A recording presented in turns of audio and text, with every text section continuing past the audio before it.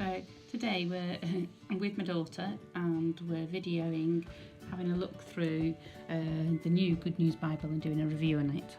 It's got some different information in it. I'm sure she'll chip in and say some things as we go along. In the start of it, it's got some thicker pages where there's some information pages for them to put through. So information about their name and their friends and all the books of the Bible, meaningful moments, what all the different types of books are through the Bible and why we should read the Bible. But it talks about how they might operate as different types of learners, like they've probably done this in secondary school, about whether they're creative or about whether they talk things through, and it helps them think in terms of how to apply that to the Bible.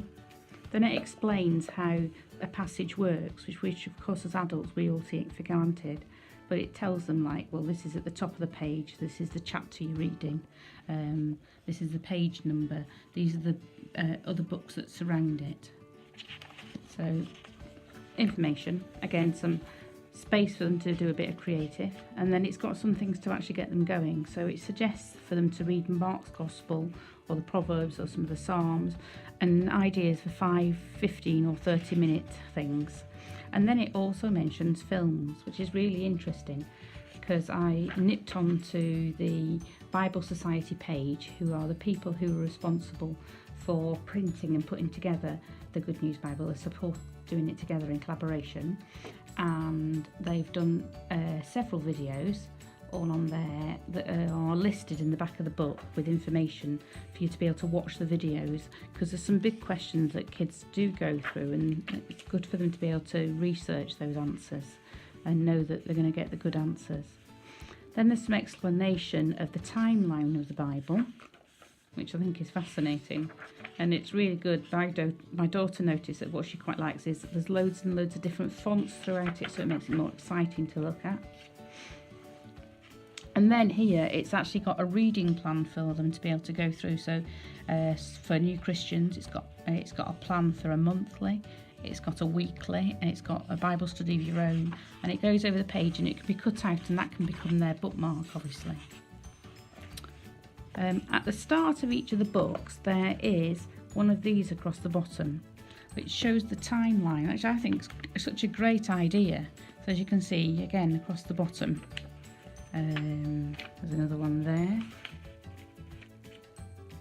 I mean, as adults we often actually don't know these, so for me I think that's just a really good idea, being able to plot where things have been happening in the story, well, in the Bible. So that's, and then this page has got about the key characters in the story. Again, there's a film that goes with the Genesis to start about at the beginning, and then through the Bible there is lots of different things. There's things like this: can you turn these lines into a picture of something? Do you know? So it gives you something odd to start with, but where you can expand it yourself. It's got some blank pages and some notes in it. And then it's got some little bits of verses, so it's asking you to read it, and then how did they make it home, so that you think about it here. As you can see, nearly every page has got somewhere to doodle or questions. These are one of my favourite things. It's got colour these shapes in, and I just think sometimes when we're just reading through things, having a place to just colour in and to let words sink into us that we've just been reading could be a really good way of giving ourselves and our minds time to let God touch our hearts. I mean, you could colour those in and then just put your favourite words in afterwards. It's so simple. Lots of use this space to write a poem or a psalm or a letter. There's words to colour in. There are some colouring page type pictures as well when I was looking through earlier. A breakdown of somebody's thoughts, so to help you try and write your own psalm. Well, you probably heard the phone go off and make a noise. That was to remind us to get Isabel's cookery things ready, and she's currently holding the iPad for me while we're recording this. Decorate these shapes in relation to your mood. Morning, evening and night, how you respond. Little quotes, little things to think about. Questions, more pages to colour in. My daughter said she liked the colour of it. She said looks sort of bright and snazzy. That one's good. It's got little hexagons on that one. Not hexagons, octagons, however many signs it's got. Obviously we're still in the Old Testament. Working it through, looking at the different subjects of different books. So this is obviously in Hosea, it looks at emotions, how he felt through the story. Summarise the messages of Obadiah. So there's lots of things to really help them dig into scripture and to really get thinking as you go through.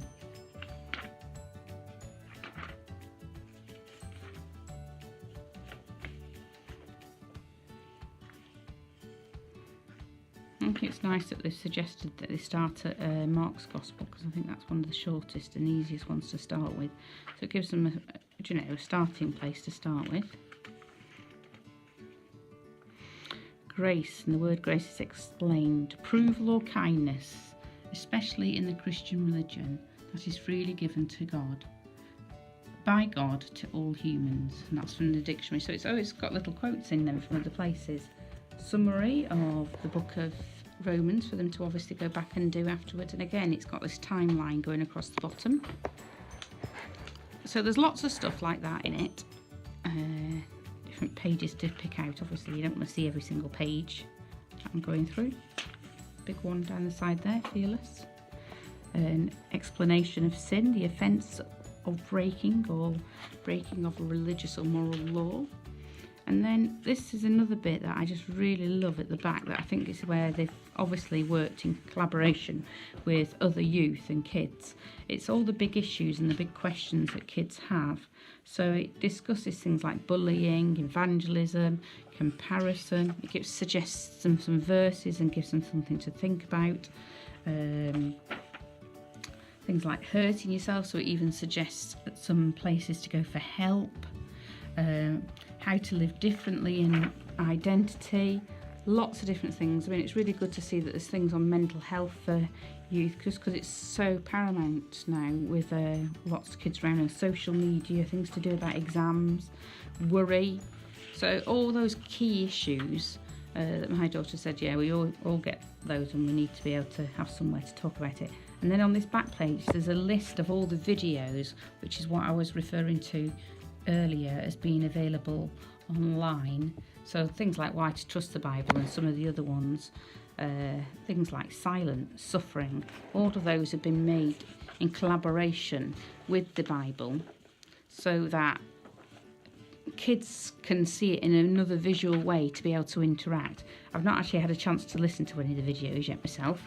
That's my next plan, but that's the Bible, and I think it's so good because it's been aimed at male and female, which makes a nice difference, I think, because there's quite a lot out there for girls, but there's not as much there for boys. But the inside, having that turquoisey, dark turquoisey font, I think has really worked, I think, for both male and female. And it's not too girly, but it's obviously, it can connect enough with them. So if you want to get your copy, you can pop over to the website where the Bibles are now listed, and I'll be going out as soon as the release date's there. So bye bye for now.